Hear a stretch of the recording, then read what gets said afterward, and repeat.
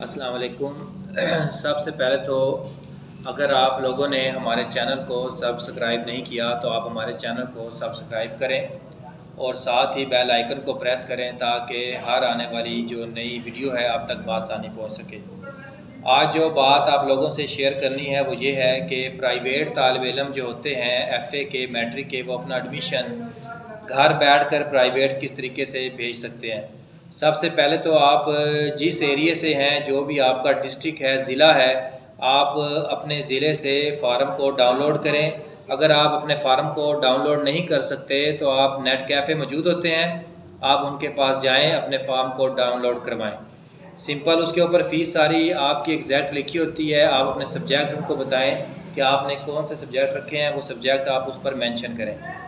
आप अपना farm download कराने के बाद उस फॉर्म को फिलअप करें। उसके बाद आपने किसी भी स्कूल के हेडमास्टर से, स्कूल के प्रिंसिपल से उस फार्म को अपना अटेस्टेड करवाना होता है। उस फार्म को अटेस्टेड कराएं, या जो प्राइवेट स्कूल हैं, रजिस्टर्ड अदारे हैं, अगर आप की उनसे PR है तो आप उन रजिस्टर्ड अदारों से अपने फार्म को अटेस्टेड करवा सकते हैं।